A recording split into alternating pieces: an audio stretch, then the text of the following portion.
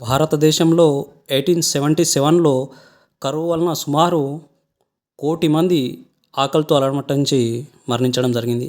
అదేవిధంగా చైనాలో at the same time చైనాలో 2-3 కోట్ల మంది చనిపోవడం జరిగింది. బ్రెజిల్‌లో 20,00,000 మంది చనిపోవడం జరిగింది.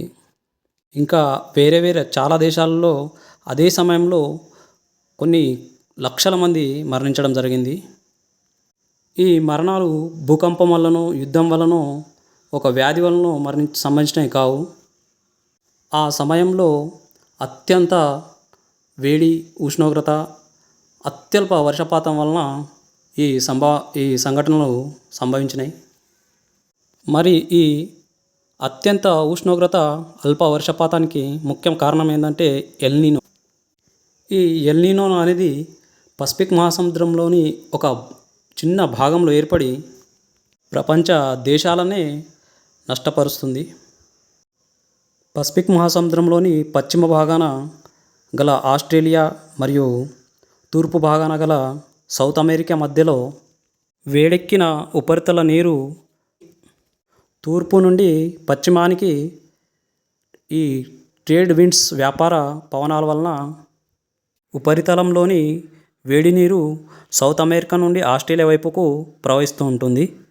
దీని వలన పసిఫిక్ మహాసముద్రంలోని తూర్పు భాగాన గల అడుగు భాగాన గల చల్లని నీరు ఉపరితలంపైకి వచ్చి ఈ వేడి నీటిని కొంతవరకు చల్లబరుస్తుంది. దీనివలన పసిఫిక్ మహాసముద్రంలోని ఉపరితల నీరు నార్మల్గా ఉపరితల ఉష్ణోగ్రత సాధారణంగా ఉండి ఈ ట్రేడ్ వైండ్స్, వ్యాపార పవనాల వలన నీరు తూర్పు నుండి పశ్చిమానికి ప్రవహించడం వలన అట్టి నీటిలో పసిఫిక్ మహాసముద్రంలోని ఉపరితల నీరు బాష్పీభవనం చెంది ఈ వ్యాపార ఋతుపవనాల వలన ఈ బాష్పీభవన ఋతుపవనాలు ఆస్ట్రేలియా, అదేవిధంగా ఆసియా దేశాలైనటువంటి భారతదేశం మరియు ఇతర చాలా దేశాల్లో సీజన్లో వర్షపాతం సంభవిస్తుంది. ఇది సాధారణంగా జరిగే ప్రక్రియ. ఎప్పుడైతే ఈ వ్యాపార పవనాలు, ట్రేడ్ విండ్స్ సరిగా వీయని తగ్గిపోయిన సందర్భంలో పసిఫిక్ మహాసముద్రంలోని తూర్పున గల సౌత్ అమెరికా ఉపరితల భాగం వేడి నీటితో నిండిపోయి ఆ వేడి నీరు పశ్చిమాన ఆస్ట్రేలియా వైపుకు ప్రవహించకుండా అక్కడే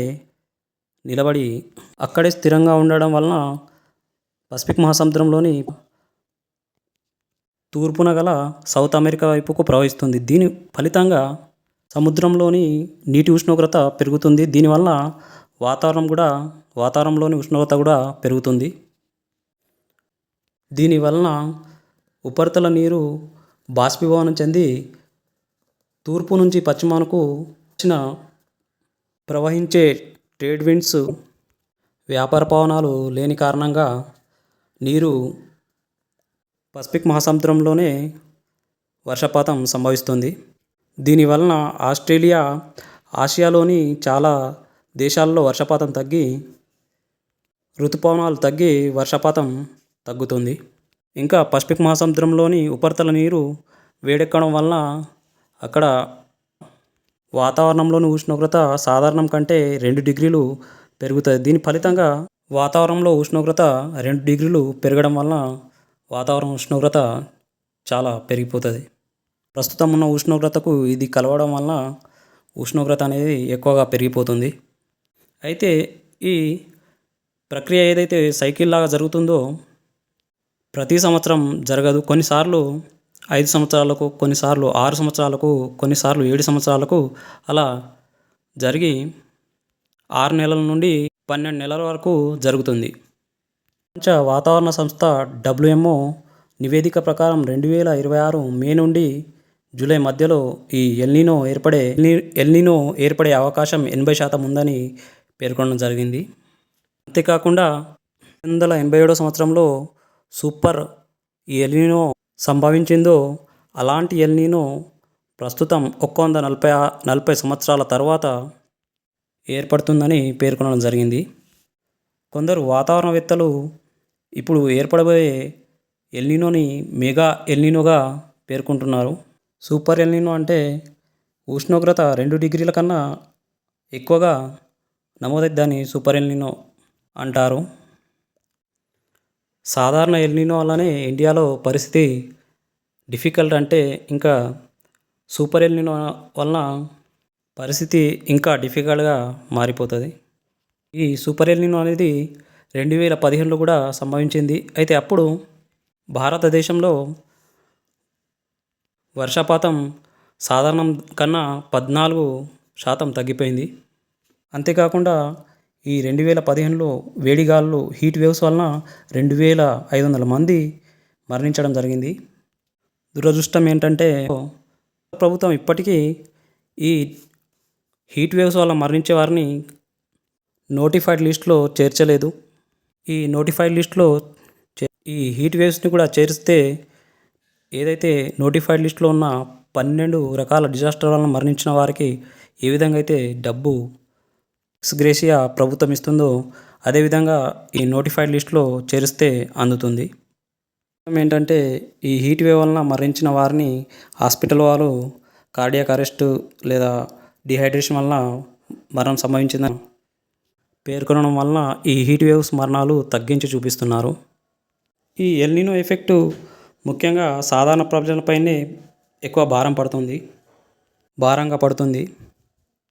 ఈ ఎల్నినో వలన వాతావరణంలో జరిగే మార్పుల వలన ఋతుపవనాలు సరిగా వీయక వర్షపాతం తగ్గి పంటల ఉత్పత్తి తగ్గి ఈ నిత్యావసర ధరలనేవి పెరుగుతాయి, ద్రవ్యోల్బణం ఏర్పడుతుంది. ఈ ఇన్ఫ్లేషన్ వలన సాధారణ మనిషి పైన చాలా భారం పడుతుంది. గతంలో 2024 సంవత్సరాన్ని అత్యంత వేడి గల సంవత్సరంగా పేర్కొన్నారు. దానికన్నా ముందు 2016, 2009, 2017ను కూడా అత్యంత వేడిగల సంవత్సరాలుగా పేర్కొన్నారు. కానీ 2026ను ఇప్పటి వరకు జరిగిన అత్యంత వేడిగల సంవత్సరంగా పేర్కొనడం జరిగింది. నిజంగానే ఉష్ణోగ్రత ఈ క్లైమేట్ చేంజ్ వలన గ్లోబల్ వార్మింగ్ వలన ఉష్ణోగ్రత 40+ డిగ్రీ సెల్సియస్ నమోదవుతుంది. అలాంటిది ఇప్పుడు ఈ ఎల్నినో కూడా అందులో ఎల్నినోకి సంబంధించిన టెంపరేచర్ 2 డిగ్రీలు కలిపితే వేడి అనేది ఇంకా ఉష్ణోగ్రత అనేది ఇంకా ఎక్కువ నమోదవుతున్నది. మరి ఈ పెరిగే ఉష్ణోగ్రతకు మార్గం లేదా అంటే దీనికి మంచి మార్గం చెట్లు పెంచడం. చాలా వాతావరణ నివేదికలు ఈ చెట్లు పెంచడం వల్ల వాతావరణంలోని ఉష్ణోగ్రత 12 డిగ్రీలు తగ్గుతుందని తెలపడం జరిగింది. 12 డిగ్రీలు అంటే చాలా ఎక్కువ. డైరెక్ట్ 47 డిగ్రీల నుండి 30 డిగ్రీల వరకు తగ్గిస్తాయి. కానీ మనం పెంచడానికి బదులుగా చెట్లను నరికివేస్తున్నాం. ఏదైతే ఈ అభివృద్ధి చెప్పి చెట్లను అడవిని నరుకుతున్నారో అట్టి స్థానంలో కొన్ని మొక్కలు రిప్లేస్ చేస్తున్నారు. అలా నాటిన దాంట్లో 90% అప్పుడే మరణిస్తున్నాయి. చెట్లు నాటడం వలన ఏవైతే సిమెంట్ వర్క్స్ ఉన్నాయో అవి భూమి ఉపరితలంపై తగ్గి ఏవైతే సూర్యరశ్మి భూమిపై చేరుతుందో అట్టి సూర్యరశ్మిని వాతావరణంలో రిఫ్లెక్ట్ చేయడం జరుగుతుంది. ఇవి ఏవైతే సిమెంట్ వర్క్స్, రోడ్స్ కానీ ఈ భవనాలు కానీ ఏవైతే ఉన్నాయో ఇవి డే టైంలో సూర్యరశ్మిని అబ్జర్వ్ చేసుకొని నైట్ టైంలో వాటిని రిలీజ్ చేయడం వల్ల మనకు డే టైంలో కన్నా నైట్ టైంలో ఎక్కువ వేడిగా ఉంటుంది. అంతేకాకుండా సోలార్ ప్లేట్లను ప్రతి ఇంటిపై అమర్చుకోవడం వలన ఏదైతే విద్యుత్ ఉత్పత్తికి అవసరమయ్యే బొగ్గు, శిలాజ ఇంధనం దాని వాడకాన్ని తగ్గించి క్లైమేట్ను కొంతవరకు సహకరించవచ్చు.